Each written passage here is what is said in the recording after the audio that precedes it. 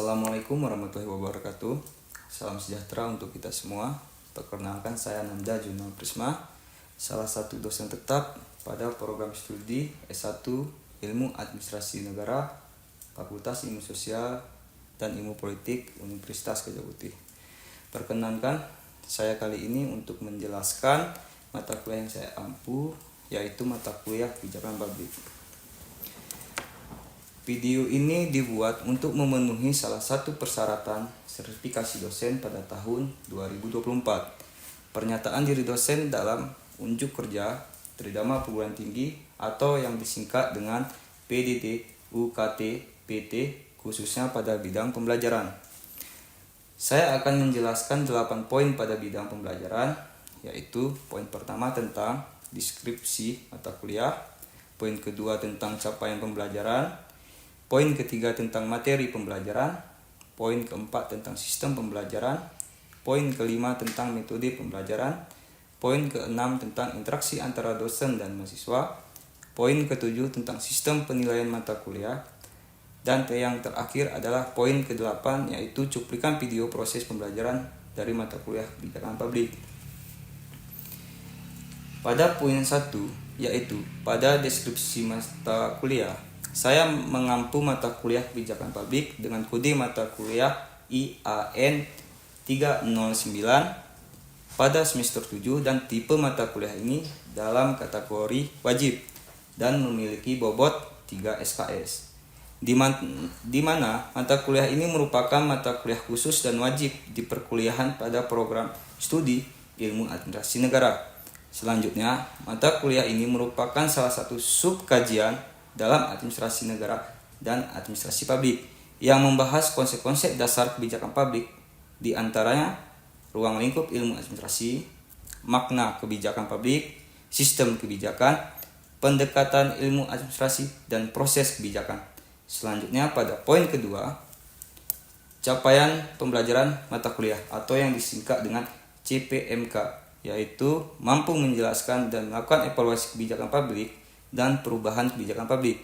Adapun pada pertemuan minggu ke-1 sampai minggu ke-4, yang dimana kemampuan akhir mahasiswa ialah mampu menjelaskan definisi kebijakan publik, konsep dan ruang kebijakan publik, serta mampu memahami dan menjelaskan pendekatan-pendekatan dalam kebijakan publik.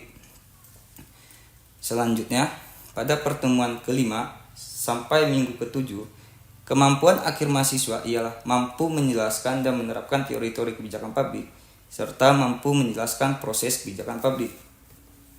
Selanjutnya, pada pertemuan minggu ke-9 sampai minggu ke-11, kemampuan akhir mahasiswa yaitu mampu mengidentifikasi dan merumuskan masalah kebijakan. Selanjutnya, pada pertemuan minggu ke-12 sampai minggu ke-15, kemampuan akhir mahasiswa yaitu mampu menjelaskan dan melakukan evaluasi kebijakan publik dan perubahan kebijakan publik. Sedangkan pertemuan minggu ke-8 merupakan ujian tengah semester dan pertemuan ke-16 merupakan ujian akhir semester. Selanjutnya pada poin ketiga, yaitu materi pembelajaran. Adapun materi pembelajaran sebagai berikut. Pada pertemuan minggu ke-1 sampai minggu ke-4, materi pembelajaran yaitu definisi atau makna administrasi publik, konsep administrasi publik, dan ruang lingkup kebijakan publik, serta pendekatan dalam ilmu administrasi negara atau publik. Pada pertemuan kelima sampai minggu ke-7, materi pembelajaran yaitu teori-teori kebijakan publik serta proses kebijakan publik. Pada pertemuan minggu ke-9 sampai minggu ke-11, materi pembelajaran yaitu mengidentifikasi dan merumuskan masalah kebijakan. Pertemuan minggu ke-12 sampai minggu ke-15, materi pembelajaran melakukan evaluasi kebijakan publik dan perubahan kebijakan publik. Selanjutnya pada poin keempat, yaitu sistem pembelajaran. Saya menggunakan metode kombinasi, dengan kata lain dengan sistem daring sinkronus dan luring sinkronus. Adapun dalam metode daring sinkronus, saya menggunakan sistem teknologi yaitu menggunakan aplikasi Google Meet dan Zoom. Adapun cara kerjanya yaitu memberikan link Google Meet ataupun Zoom melalui WhatsApp ataupun singkat dengan WA kepada ketua kelas atau komti untuk diberikan kepada rekan-rekan kelas yang akan mengikuti perkuliahan. Dalam metode luring sinkronus, saya menggunakan fasilitas ruangan yang telah disediakan oleh pihak fakultas dalam proses belajar mengajar. Selanjutnya, pada poin kelima, yaitu metode pembelajaran. Saya dalam melaksanakan sistem pembelajaran pada sistem luring dan daring memakai metode ceramah. Dikarenakan dengan sistem pembelajaran pada sistem luring dan daring sangat efektif dikarenakan akan menyisipkan penjelasan serta contoh yang digunakan dalam melakukan perkuliahan. Selanjutnya, saya dalam melaksanakan sistem pembelajaran sistem luring dan daring memakai metode small group discussion. Dikarenakan dengan sistem pembelajaran pada sistem luring dan daring dalam metode small group discussion akan menjadikan peserta perkuliahan dapat berbagi menyamakan perspektif antar individu dalam menyamakan persepsi dalam analisis studi kasus. Selanjutnya, saya dalam melaksanakan sistem pembelajaran dengan sistem luring dan daring memakai metode case analysis atau analisis kasus. Dikarenakan membutuhkan pemahaman langsung kepada regulasi yang akan menjadi objek dan subjek kasus itu sendiri dalam ruang lingkup administrasi negara ataupun publik. Selanjutnya, pada poin ke-6, yaitu interaksi mahasiswa dengan dosen dalam proses pembelajaran. Interaksi mahasiswa dengan dosen dalam pembelajaran memiliki 2 subpoin, yaitu sub pertama, sistem penilaian. Sub kedua, rubrik penilaian. Adapun sub sistem penilaian yang dimaksud ialah penugasan yang diberikan kepada mahasiswa dalam mengukur keberhasilan capaian mata kuliah yang saya ampu, baik individu maupun kelompok. Adapun rinciannya sebagai berikut. Tugas per kelompok berupa pemakalaan, artinya adanya penyaluran pemikiran yang didapatkan selama perkuliahan yang telah dilalui. Tugas per individu berupa penulisan langsung bagi peserta atau mahasiswa yang diberikan penugasan yang terperinci. Sistem penilaian ini didiskusikan pada pertemuan pertama saat kontrak perkuliahan antara dosen dan mahasiswa. Selanjutnya, sub rubrik penilaian, yaitu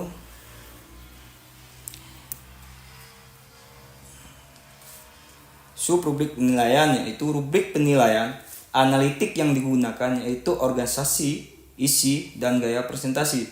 Adapun yang dimaksud dengan organisasi ialah terorganisasi dengan sistem menyajikan fakta yang didukung oleh contoh yang telah dianalisis sesuai konsep. Selanjutnya, yang dimaksud dengan isi ialah isi mampu menggugah pendengar untuk mengembangkan pikiran. Selanjutnya, yang dimaksud dengan gaya presentasi ialah berbicara dengan semangat, menularkan semangat dan antusiasme para pendengar. Dan selanjutnya pada poin ke-7, yaitu sistem penilaian atau dalam hal distribusi nilai memiliki nilai angka dan nilai huruf yang mengukur capaian keberhasilan mahasiswa tersendiri dengan rincian sebagai berikut. Apabila mahasiswa mendapat nilai angka 0 sampai 50, maka mahasiswa tersebut akan mendapatkan nilai E. Selanjutnya, apabila mahasiswa mendapatkan nilai angka 51 sampai 59, maka mahasiswa tersebut akan mendapat nilai huruf D. Selanjutnya, apabila mahasiswa mendapatkan nilai angka 60 sampai 69, maka mahasiswa tersebut akan mendapatkan nilai huruf C. Selanjutnya, apabila mahasiswa tersebut mendapatkan nilai angka 70 sampai 79, maka mahasiswa tersebut akan mendapatkan nilai huruf B. Selanjutnya, apabila mahasiswa mendapatkan nilai angka 80 sampai 100, maka mahasiswa tersebut akan mendapat nilai huruf A. Nilai angka dan nilai huruf yang dijelaskan terdapat pembagian presentasi penilaian, yaitu tugas 1 berbobot 20%. Pada pertemuan minggu ke-1 sampai minggu ke-7, tugas 2 berbobot 30%. Pada pertemuan minggu ke-8, yaitu ujian tengah semester. Tugas 3 berbobot 20%. Pada pertemuan minggu ke-9 sampai minggu ke-15. Tugas 4 berbobot 30% pada pertemuan minggu ke-16 yaitu ujian akhir semester. Dengan total bobot persentase 100% dalam evaluasi proses pembelajaran. Demikian yang dapat saya sampaikan mengenai mata kuliah Kebijakan Publik untuk mahasiswa program studi S1 Ilmu Administrasi Negara, Fakultas Ilmu Sosial dan Ilmu Politik, Universitas Gadjah Putih. Berikutnya pada poin ke-8 yaitu cuplikan video proses pembelajaran yang akan dilaksanakan secara sinkronus tatap muka di ruang kelas. Selamat menyaksikan. Assalamualaikum warahmatullahi wabarakatuh.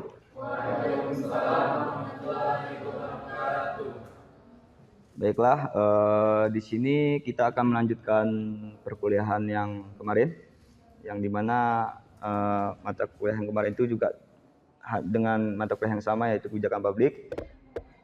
Di sini kita akan meneruskannya yaitu tujuan yang selanjutnya. Mengetahui tujuan pembelajaran ini yaitu mengetahui konsep dasar kebijakan publik.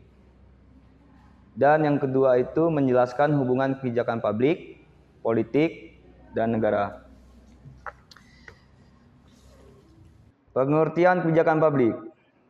Kebijakan publik adalah rangkaian dan asas yang menjadi pedoman dan dasar rencana dalam pelaksanaan suatu pekerjaan, kepemimpinan, dan cara bertindak. Artinya kebijakan itu sebuah rangkaian yang terstruktur, yang terkonsep sebelum menjadi pedoman atau aturan ya, regulasi. Nah ini suatu pengertian dari kebijakan, sedangkan publik itu ya seperti kita, masyarakat umum ya. Walaupun dia mempunyai profesi dia tetap dikatakan publik, masyarakat umum. Nah, apabila kita menggabungkan kebijakan publik dengan kebijakan dengan publik, yaitu kebijakan publik adalah apapun pilihan pemerintah untuk melakukan atau tidak melakukan. Nah, bingung kita kan? Suatu kebijakan kok diam saja dikatakan kebijakan. Nah, sedangkan ketika dibuat kebijakan, maka disebut juga kebijakan. Artinya pemerintah itu, misalkan kalau dia mendiamkan sesuatu, katakanlah seperti COVID-19 ya. Ketika itu pemerintah mendiamkan, ketika itu sebelum mengambil kebijakan terkonfirmasi satu itu ialah itu juga kebijakan. Nah, jadi setelah itu dia membuat kebijakan yaitu lockdown ya, untuk mengurangi dari penyebaran COVID-19. Selanjutnya, kebijakan sebagai program pencapaian tujuan. Nah, berarti ada capaiannya. Berarti pembuatan kebijakan itu pasti ada tujuannya. Tidak mungkin tidak ada tujuannya. Nah, tentunya dengan proses-proses tata urutan dari kebijakan tersebut. Nah, mempunyai nilai-nilai ataupun norma-norma ya yang terkandung di dalamnya. Selanjutnya juga tindak-tindakan yang terarah. Ya, artinya yang seperti pengertian di atas yaitu terstruktur. Berarti dia tahu apa yang ingin dia capai. Ini menyentuh hal apa dan demikian. Selanjutnya, kebijakan sebagai suatu taktik dan strategi. Ingat, kebijakan itu adalah suatu taktik dan strategi yang diarahkan untuk mencapai suatu tujuan. Nah, ini siapa yang menyatakan? Teorinya siapa? Pakar dari administrasi kebijakan publik yaitu Raka Sasatayana. Nah, ini adalah pakar dari kebijakan publik. Nah, begitu juga yang dikatakan oleh Anderson. Ini juga dari pakar kebijakan juga.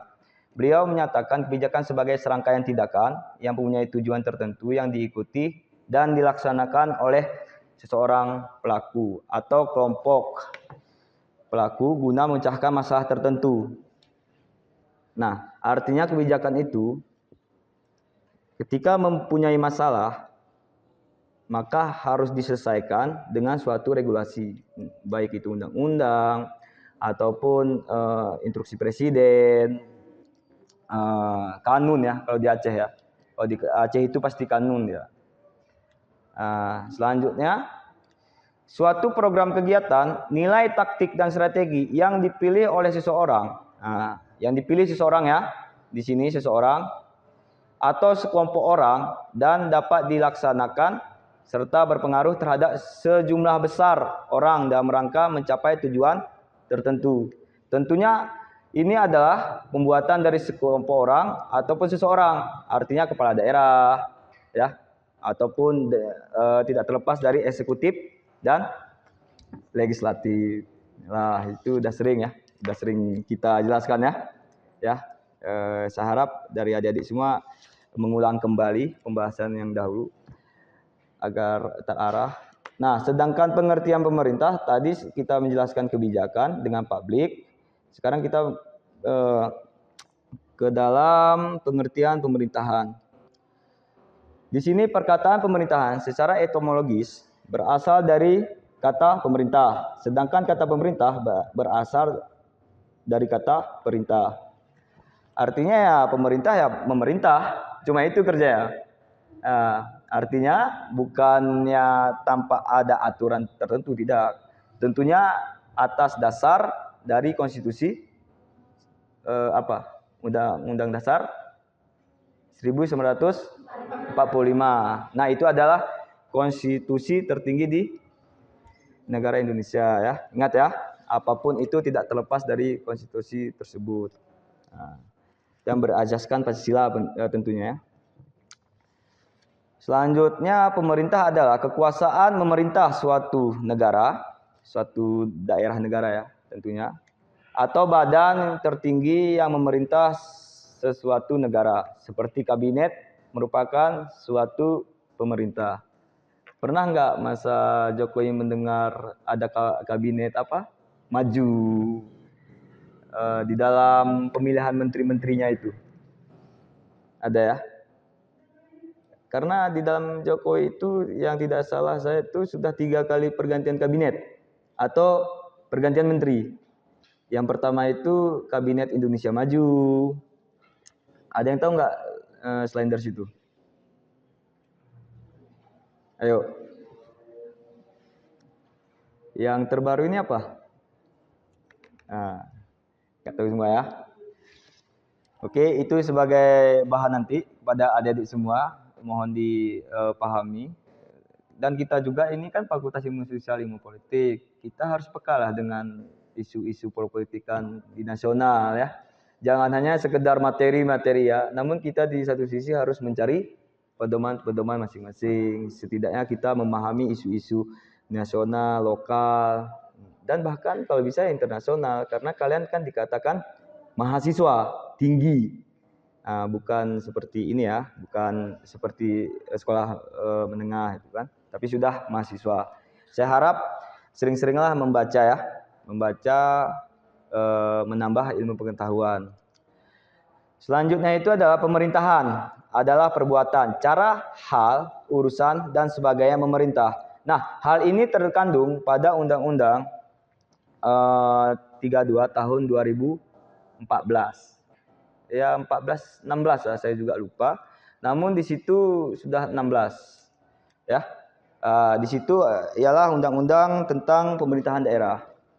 Nah, selanjutnya itu pemerintah dan pemerintahan meskipun mempunyai orientasi atau tujuan, orientasinya adalah tujuan yang berbeda, yakni kata pemerintah merujuk kepada subjek atau orang-orang pemimpin mempunyai kekuasaan untuk memerintah atau berdaulat, walaupun secara demokrasi dari rakyat, oleh rakyat dan untuk rakyat. Itu adalah slogan untuk demokrasi ya.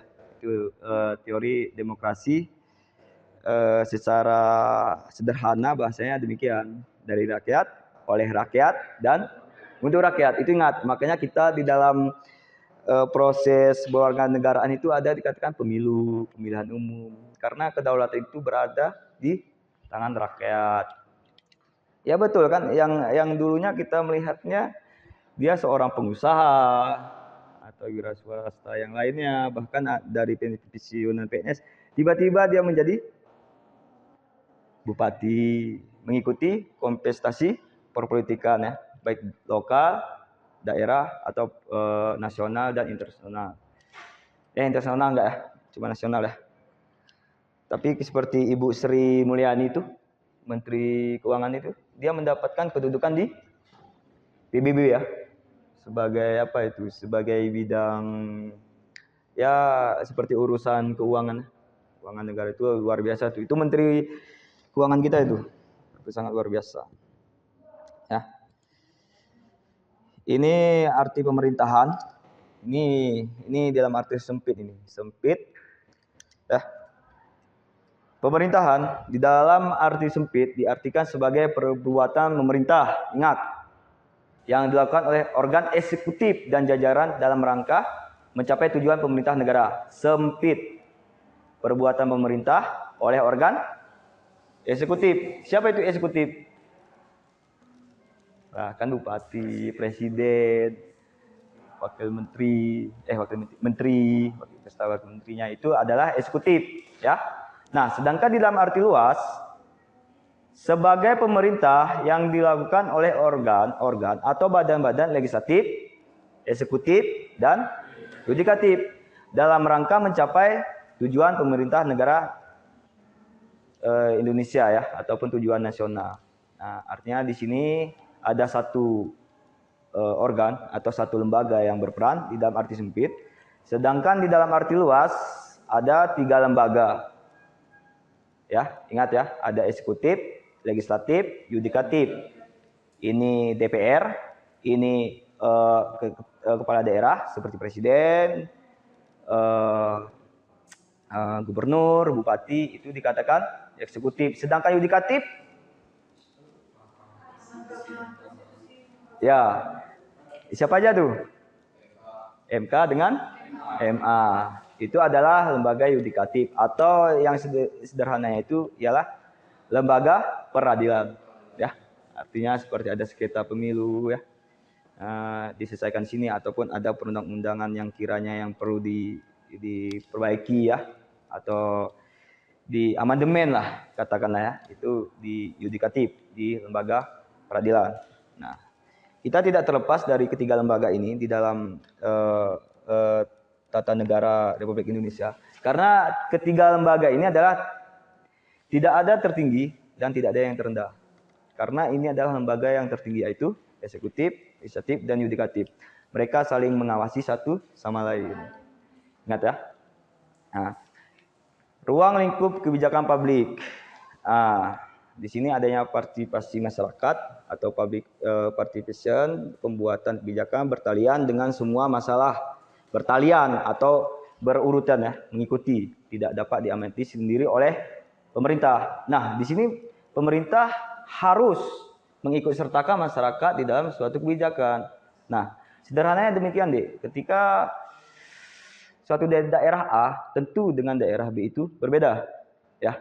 Jadi akan adanya partisipasi masyarakat itu, maka akan disesuaikan dengan suatu daerahnya masing-masing, ya. Ingat ya. Jadi tidak mungkin ibu kota negara itu di kebijakan-kebijakannya itu disesuaikan di daerah kita. Tentunya dari kultur, geografis, jumlah penduduk dan lain sebagainya itu berbeda, ya. Apalagi tentang hal budaya, ya. Kalau di Jakarta Pusat itu ya Betawi, ya, Jawa. Nah, harus mengikuti dari partisipasi masyarakat, ya.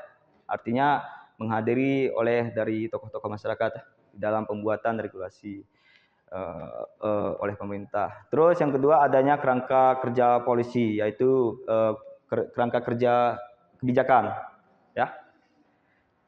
Batas kajian yang mengkonstruksikan semua faktor potensi yang perlu dipertimbangkan oleh pemerintah dalam proses pembuatan kebijakan pemerintah. Jadi artinya di sini harus mempunyai kerangka kerja. Tidak bisa serta-merta kita membuat kebijakan itu ya seenaknya saja. Ya. Jadi di dalam kebijakan itu kan ada proses-prosesnya tertentu yang harus didahulukan agar kebijakan itu tercapai, ya. Bahkan setelah dicapai juga harus dikaji ulang atau dievaluasi kembali untuk perbaharuan kebijakan itu sendiri. Terus adanya strategi kebijakan ataupun suatu masalah sosial tampil ke permukaan membutuhkan kebijakan untuk pemecahan. Tidak lagi berasal dari satu bidang kajian saja. Nah, ini yang dimaksud. Ini kalau di dalam teori ini namanya formulasi. Nanti kita bahas. Ya. Yaitu strategi-strategi di dalam memaksimalkan untuk keefektifan atau ketepat sasaran sebuah kebijakan tersebut. Ya. Selanjutnya di sini adanya tentang kepentingan masyarakat. Inilah artinya kebijakan publik itu sesungguhnya? Harus mempunyai kepentingan masyarakat. Kan tentunya tadi kita berbicara kebijakan publik, aturan publik, masyarakat umum, ya. Tentunya itu harus menekankan kepada kepentingan masyarakat. Tidak boleh kepentingan individu ataupun sebuah kelompok, ya. Intinya harus kepentingan masyarakat. Ya, kita-kita. Nah, semua kebijakan itu. Ya. Selanjutnya, adanya kejelasan tentang kepentingan kebijakan publik, ya, atau kebijakan masyarakat, ya, kepentingan publik, ya, tentunya kebijakan publik. Kepentingan masyarakat umum itu dirumuskan hendaknya memberikan keseimbangan, ya, ingat ya, keseimbangan dengan kepentingan pribadi, ya. Di sini masyarakat umum dan di sini pribadi, ya, yang terorganisasi sebelum hal tersebut diputuskan sebagai kebijakan-kebijakan pemerintah. Artinya di sini kita harus, ya, seperti di awal, kita harus tetap apapun itu kita harus merujuk kepada masyarakat umum. Ya, masyarakat umum baru pribadi, ya. Itu kalau tidak salah itu di Pancasila itu nomor berapa ya? Nomor 2 itu, maksudnya adil dan beradab, melebihkan atau lebih mengutamakan negara daripada pribadi. Nah, itu Pancasila juga di situ, pedoman Pancasila. Ya. Selanjutnya ini adanya pelembagaan lebih lanjut dan kemampuan kebijakan pemerintah. Adanya pendirian lembaga riset. Nah, ini mengenal kebijakan negara pemerintah yang bersifat independen. Nah, ini ada tuh seperti lembaga-lembaga riset, termasuk ya pakar-pakar politis, ya, pakar-pakar dari perguruan tinggi. Nah, itu juga bisa dikatakan lembaga. Lembaga yang tersering itu apa itu? Lembaga riset tuh, yang ketika ada kebijakan-kebijakan pemerintah itu artinya seperti lembaga apa ya, yang sering di media itu, yang menunjukkan polling-polling itu. Banyak tuh kan? Ada IMCF, ICF, ada dan lain sebagainya. Yang bersifat independen. Dia tidak masuk kepada pihak manapun, baik pihak dari pemerintah ataupun pihak swasta yang dibayar, tapi dia independen, betul-betul pihak dari real, sesuai lapangan dan sesuai dari kebijakan tersebut, ya. Ya, bersifat independen, ya. Lembaga riset yang independen. Independen ini ibaratnya tidak memihak, ya. Seperti komisi kalau di daerah ini yang kita kenal kan komisi independen pemilu, ya. Ya, itu bersifat independen. Artinya tidak memihak dengan siapapun. Dia berdiri sendiri, konsisten sendiri, dan ada aturannya tersendiri di dalam membatasi hal tersebut, ya. Selanjutnya adanya isi kebijakan dan evaluasi. Nah, atau mengkaji ulang pembuatan kebijakan negara atau pemerintah didasarkan atas kebijakan yang nyata, aktual, polis, yaitu disebutkan oleh Miftah Toha. Miftah Toha ini banyak buku nih, Dek. Miftah Toha ini tentang kebijakan publik banyak dan ini nih NASPAA, ini dari apa? Negara Amerika, tepatnya ini lembaga nih, lembaga yang berada di Amerika, tepatnya di apa ya, Los Angeles, apa? Pokoknya di Amerika. Ini adalah asosiasi ataupun lembaga nasional yang membawahi kebijakan publik dan administrasi. Ya, ini lembaga nasional di Amerika Serikat. Nah, menurut NASPAA, yaitu konsep kebijakan publik itu yang pertama adanya suatu proses memformulasikan, ya, atau membahas, melaksanakan dan mengevaluasi kebijakan, ya. Ada pembahasan, ada pelaksanaan, tentunya ada evaluasi. Setelah pelaksanaan itu bagaimana? Kan harus ada evaluasi, apakah kebijakan itu berhasil ataupun tidak berhasil, ataupun harus ditarik kembali karena tidak sesuai dengan apa tadi, kepentingan masyarakat, ya. Intinya kebijakan itu kepentingan masyarakat, apapun itu. Nah, yang kedua suatu strategi untuk mengoptimalkan dan memilih alternatif atau memaksimalkan kebijakan tersebut dan memiliki alternatif kebijakan.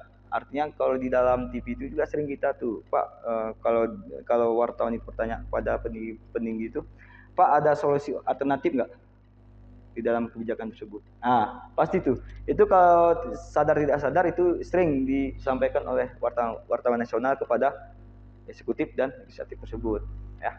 Jadi artinya satu kebijakan harus ada solusi alternatifnya, memilih alternatifnya. Berarti ada ibaratnya ada cadangan ya. Apabila kebijakan ini tidak goal, berarti ada kebijakan lainnya untuk memaksimalkan kebijakan tersebut. Yang ketiga itu suatu atribut yang jelas untuk membedakan antara kebijakan yang masih bersifat relatif ke suatu kebijakan yang jelas dari bidang fungsional tertentu seperti kesehatan, transportasi, dan lain-lain. Nah, jadi di sini tidak menitik beratkan di dalam satu bidang saja, tapi di seluruh bidang. Seperti ada bidang ekonomi, sosial, ya, budaya. Jadi kebijakan itu bukan bersifatnya cuma satu kayak itu kan, ekonomi saja enggak. Makanya kita memiliki kementerian berbeda-beda dan kementerian tersebut memiliki kebijakan masing-masing. Menteri sosial ya urusan sosial ya. Jadi kebijakannya yang berbau sosial sampai ke bawah. Yang keempat, memerlukan kecakapan untuk menganalisis sosioekonomi, baik dia nuksa politik, yaitu ini pemahaman politik ya. Bagaimana kita menganalisis perpolitikan, identifikasi, artinya kita memilah-milah isu itu yang mana yang primer ataupun yang utama ya, yang ke skala nasional ataupun sekunder ya. Dan evaluasi program, tentunya harus ada evaluasi program. Nah itu tadi ya, harus ada evaluasi program untuk apakah ini memang tepat ataupun tidak. Kalau memang tidak tepat pada masyarakat atau mementingkan kelompok, itu harus dicabut, karena ini kebijakan itu harus kepada masyarakat, terus mempunyai pengetahuan dan komitmen terhadap nilai kepentingan masyarakat. Nah kan kalian melihat nih kepentingan masyarakat ya. Segala sesuatu kebijakan publik itu pasti kebijakan masyarakat. Ya. Ingat. Nah,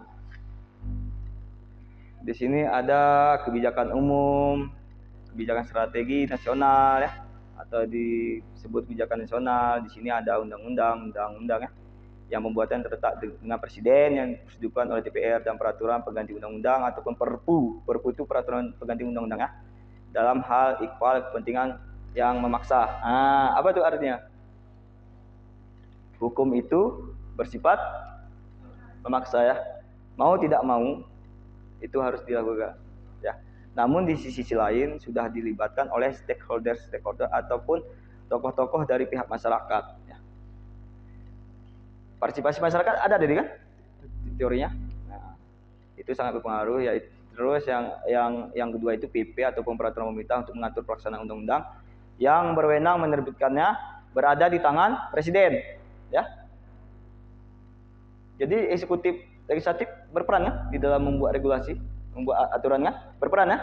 Nah, jangan sampai nanti walaupun DPR itu ada tugas-tugasnya tertentu ya tetap kita berpedoman ke DPR saja. Oh, undang-undang DPR aja enggak. Artinya presiden juga ikut peran di dalam membuat peraturan presiden, instruksi presiden, ada ya instruksi presiden, keputusan presiden atau maklumat presiden. Maklumat ini tahu enggak? Himbauannya itu salah satunya seperti COVID-19 kemarin. Dia kan tidak ada di dalam aturan, tapi presiden di dalam waktu mendesak ataupun kritis ya, ketika itu untuk mengurangi penyebaran, maka presiden mengeluarkan maklumat presiden kepada masyarakat agar berada dalam rumah, mencuci tangan, ya kan? Itu yang diberikan. Lockdown itu yang sangat luar biasa ya. Lockdown itu tidak boleh berpergian, jadi harus berada di rumah untuk menjaga ketidaksebaran dari virus COVID-19 ya. Nah, ini kan maklumat presiden keadaan tertentu ya dapat mengumatkan presiden. Jadi di dalam kritis itu presiden bisa mengeluarkan tanpa melalui proses-proses seperti perencanaan dan lain sebagainya hal ya. Tetapi ketika dia sudah mengetahui, wah ini kok seperti ini, nah presiden bisa gitu maksudnya langsung mengeluarkan dengan keadaan kritis. ya. Kalau kebijakan manajerial ini lebih pada teknis ini. Nah, tadi kan kebijakan umum ya, kebijakan umum atau kebijakan nasional. Manajerial merupakan penggarisan terhadap suatu bidang pemerintah, peraturan menteri. Nah, ini dia kebijakan yang saya sampaikan tadi. Menteri juga mengeluarkan suatu kebijakan, ya, seperti peraturan menteri kan. Pernah dengar kan? Peraturan Menteri Kesehatan tentang A, B, dan C ya. Seperti Menteri Dalam Negeri juga mengeluarkan ini ya, PKN dan lain sebagainya. Hal itu menteri-menterinya itu mengeluarkan kebijakan tersendiri dan itu sah. Ya. Terus kebijakan teknis operasional, penentuan kebijakan dirumuskan dalam bentuk peraturan, keputusan, instruksi pimpinan lembaga non-departemen atau instruksi Direktur Jenderal dan masing-masing sektor administrasi yang dipertanggungjawabkan kepadanya. Kalau non-departemen ini seperti BPK, itu non-departemen, tapi dia di bawah naungan Negara Republik Indonesia ya. Itu dia tidak jauh lah seperti independen juga dia jatuhnya, konon itu BPK dan sebagainya. Nah ini nih, nah ini tadi kan yang sekilas tadi yang kita jelaskan tadi, lembaga tertinggi di Indonesia. Nah, ada eksekutif, legislatif, dan yudikatif. Tidak ada lebih tinggi, tidak ada yang lebih rendah. Sama-sama setara. Ya. Artinya. Oke, kepada adik-adik. Mungkin di sini kita ini slogan tadi nih, dari rakyat, oleh rakyat, dan untuk rakyat. Lembaga eksekutif siapa? Presiden. Dipilih melalui pemilu ya. Sebelumnya dia dari rakyat ya, dan oleh rakyat dan untuk rakyat. Kan dia juga berada posisi itu ya. Makanya kedaulatan tertinggi itu berada di tangan rakyat. Oke, kita masuk ke sini. Mungkin saya ingin sedikit bertanya pada kawan-kawan. Bentar, ini masih baru nih, jadi agak sulit ya. Oke, ya. Sini kita akan memahami lembaga tertinggi. Kita harus memahami ini dikarenakan kita akan mengetahui seperti tujuan pembelajaran ini tadi, yaitu tentang mengetahui tentang sistem politik ya, pemerintahan. Jadi sini kita ada legislatif, sebenarnya eksekutif ya, tapi bisa berubah-ubah juga. Eksekutif dan yudikatif ya. Yudikatif. Nah, legislatif. Lembaga apa saja? Ayo. Tuh di Gedung Senayan itu banyak tertulis di situ tuh. Siapa-siapa aja yang terlibat di legislatif itu tuh. Siapa tuh? Ya. MPR, DPR, DPR enggak? DPD. Kalau DPRD itu setingkat provinsi. Itu provinsi ya. Atau di kita ini namanya tuh DPR RA ya. Nah, kenapa hal demikian bisa? Karena kita mempunyai otonomi daerah khusus ya. Makanya kita bisa mengubah. Kalau di Aceh ya, di Aceh ada empat ya yang otonomi daerah khusus. Kalau kita mengatakan otonomi daerah, seluruh provinsi otonomi daerah. Tetapi yang membedakannya itu otonomi daerah, hanya otonomi daerah dan otonomi daerah khusus ya. Siapa saja itu? Coba, ada yang tahu nggak? Aceh ya tentu ya. Terus siapa lagi? 3 lagi? Jogja, oke? Jakarta, oke? Dan Papua ya. Betul ya? Betul yang dia sampaikan? Ya benar. Itu adalah ibu kota yang otonomi daerah khusus ya. Mereka bisa lebih diberi wewenang oleh pusat ya kepada pemerintahan daerah itu sendiri. Yang termasuk yang disebutkan tadi Jakarta. Kenapa Jakarta itu? Karena dia ibu kota negara Republik Indonesia. Kalau Aceh dari sejarah, dari historis. Kalau Yogyakarta juga demikian. Papua juga demikian ya. Jadi ketika kita mengacu kepada otonomi daerah khusus, tentunya pasti ada sesuatu historis, sejarah yang menekankan bahwa daerah ini harus menjadi daerah otonomi daerah khusus ya. Ingat ya? Ini DPR ya, DPD ya. Ini tingkat pusat ya. Nanti ada daerah. Kalau daerah DPD ya. Dewan Perwakilan Rakyat Daerah, atau di kita DPRA. Ini Aceh ya. Ini Aceh. Kalau di provinsi selain dari Aceh itu DPRD. Ingat daerah. Ya. Cuma di Aceh yang daerah. Kalau di kabupaten, ayo DPRK lah. DPRK itu adalah setingkat kabupaten. Nah, kalau eksekutif ini siapa saja nih? Yuk. Presiden ya. Presiden dan wakil. Oke, ini otomatis ya. Wakil. Presiden terus. Ya, setingkat ini dulu, setingkat provinsi dulu, setingkat pusat dulu. Menteri ya. Menteri dan wakil menteri ya. Ya, menteri ya. Ini adalah eksekutif, ingat. Ini adalah eksekutif, menteri ya. Menteri dan wakil menteri. Ini adalah eksekutif ya, setingkat nasional. Kalau daerah, ayo yang disebutkan tadi, gubernur ya. Gubernur ya. Setingkat kabupaten, bupati lah. Bupati atau, yuk, apa? Ayo, iya, wali kota ya. Wali kota. Ya. Karena kita berada di Aceh ya, ada kota Sibu Salam ya, ada kota Sumawe, kota Banda Aceh. Yudikatif MA dengan MK ya. Ini Mahkamah Konstitusi dan Mahkamah Agung, dan memiliki peran masing-masing. MK ini sama-sama peradilan ya. Ini artinya peradilan, lembaga peradilan tertinggi di negara Republik Indonesia. Peradilan negara Republik Indonesia. MK ini ketika ada peraturan perundang-undangan yang bermasalah maka akan dibahas di MK. Kan sering tuh anggota DPR apabila masyarakat yang belum puas dengan aturan tersebut bisa diajukan ke MK kan. Nah, ya namanya juga negara demokrasi, kita diberikan keleluasaan karena kita harus mengingat kedaulatan negara itu paling besarnya itu di tangan rakyat ya. Kedaulatan ataupun wewenang tertinggi di Republik Demokrasi itu ya di masyarakatnya sendiri. Ya. Di sini tentang apa tadi? Tentang sengketa perundang-undangan ya. Perundang-undangan, perpolitikan ya. Sedangkan MA ini apa? MA ini adalah menjaga, salah satunya itu tugasnya nama baik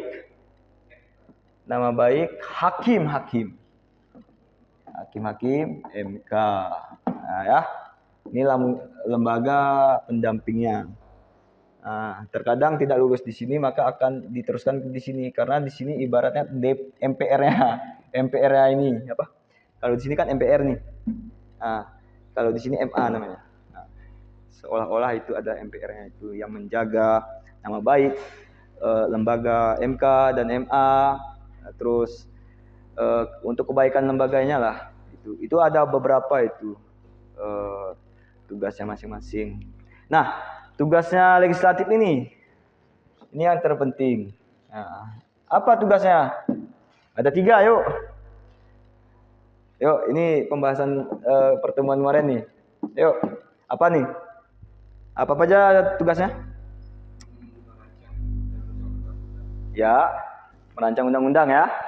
Terus? Ya, kalau di MPR itu ya, itu khusus ya. Dia kan ada, jadi di dalam legislatif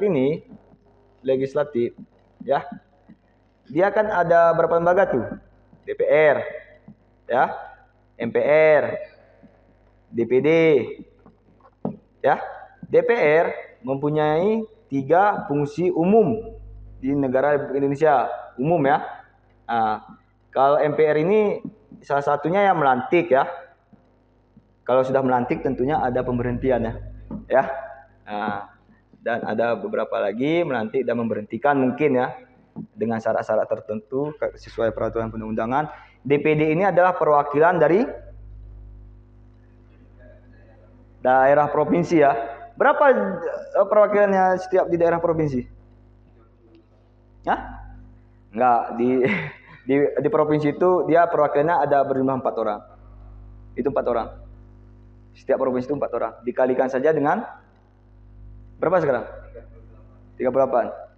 Berapa totalnya? 4 kali 38? Jumlah anggota DPD di Gedung Senayan? Coba buka kalkulator. 152. Ini adalah anggota DPD di Gedung Senayan. Ya. Ini jumlahnya. Oke, kita kembali kepada DPR tadi ada 3, oke. Undang-undang yang pertama, yang kedua? Ya, undang-undang peraturan pasti undang-undang ya, regulasi terus. Ya, atau namanya itu budgeting ya. Budgeting. Budgeting ini adalah penganggaran. Penganggaran atau anggaran ya. Nah, terus yang terakhir ada 3 tuh. Ya. Ya. Berarti sebagai pengawas ya. Pengawas. Ingat, ada 3 tugasnya DPR itu yang sangat penting secara peraturan undang-undang itu ada 3 ya. Oke, sebelum saya tutup ya. Sebelum saya tutup mungkin ada pertanyaan dari kawan-kawan semua. Saya persilahkan pada adik-adik mahasiswa. Silakan. Ya, dari laki atau cewek dulu nih? Oh, dari cowok nih. Oke. Ya, silakan dari cowok ya. Apa? Ya, silakan. Sifat sebelumnya dari penjelasan Bapak tadi, saya sering mendengar adanya slogan dari rakyat, oleh rakyat, dan untuk rakyat. Nah, bagaimana menurut Bapak dalam perencanaan kebijakan publik? Terima kasih, Pak. Ya.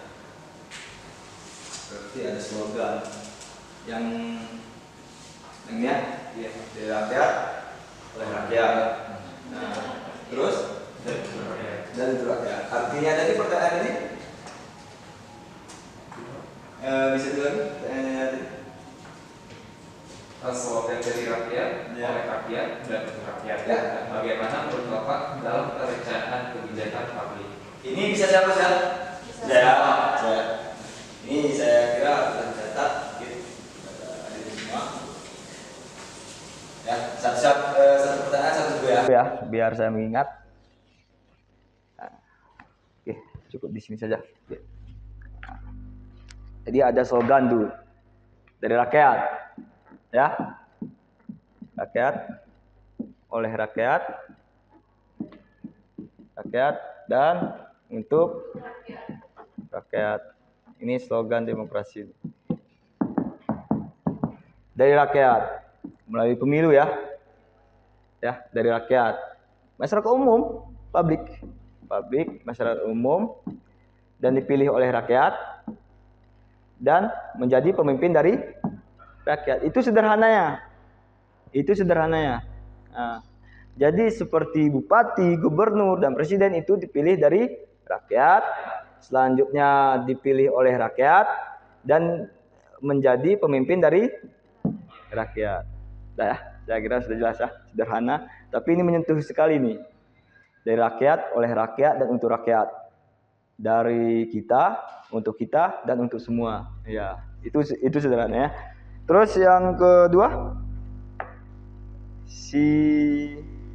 saya persilakan. Baik Pak, tadi dalam penjelasan materi Bapak ada tentang perencanaan dan dalam pembentukan kebijakan. Ya. Jadi dalam sebuah perencanaan dan pembentukan kebijakan tentunya ada yang menyasar pada masyarakat. Ya. Pertanyaannya, apakah kebijakan tersebut memiliki tata urutan regulasinya? Oh, ini cerita tata urutan ya? Ya. Tata urutan. Berarti di sini tadi bicara slogan, di sini kita tata urutan. Nah, ini langsung bisa dihapus ya, karena keterbatasan papan tulis. Oke. Nah. Tata peraturan ya. Peraturan atau regulasi ya. Regulasi. Nah, yang tertinggi. Nah, tadi sudah saya singgung bahwasannya ada konstitusi tertinggi itu ialah, ayo, tadi pernah saya singgung. Konstitusi tertinggi di Republik Indonesia itu apa? Ya, Undang-Undang Dasar 1945. Artinya ada turunnya kemudiannya yaitu, ayo, apa? D-nya dihilangi? Undang-undang. Yang selanjutnya, ayo. Instruksi Presiden, Perpu, instruksi Presiden. Ya, ini yang tertinggi ya. Terus ada namanya Inpres. Inpres ini instruksi Presiden. Terus adanya peraturan perubahan undang-undang. Ini dari Presiden juga ya. Pokoknya aturan segala yang diberikan oleh Presiden, yang dikeluarkan oleh Presiden, yang kita perjelaskan tadi seperti ada maklumat Presiden ya. Ya. Ini terus yang kedua ini tingkat daerah, ayo, apa tuh? Kalau di Aceh ini namanya kanun. Ya. Kanun daerah ataupun daerah ya. Yang berprovinsi di provinsi ya. Terus nanti ada kanun di kabupaten atau kota ya. Di sini provinsi maksudnya, provinsi ya. Provinsi. Nah, dari tata urutan ini pertanyaannya, apakah bisa aturan itu tidak sesuai dengan yang di atasnya? Artinya, apakah undang-undang bisa bertentangan dengan Undang-Undang 1945?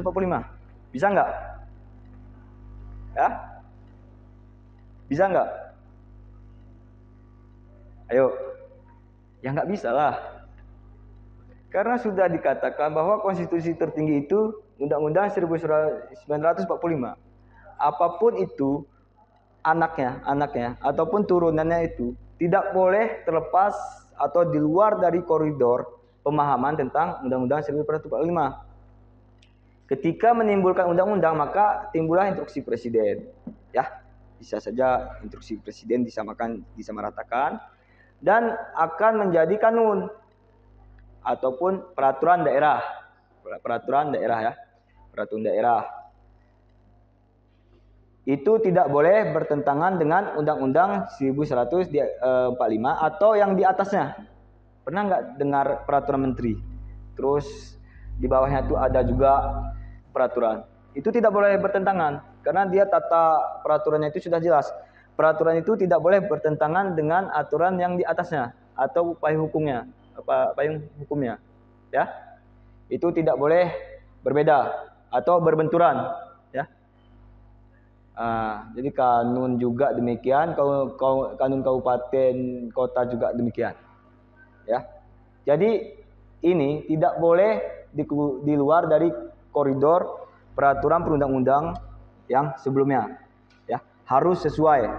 Turunannya sudah jelas Undang-Undang 1945, turunannya undang-undang dan pecahan dari undang-undangan itu menjadi kanun pemerintahan daerah. Itu tidak boleh bertentangan dengan kanun yang di atasnya ataupun aturan di atasnya.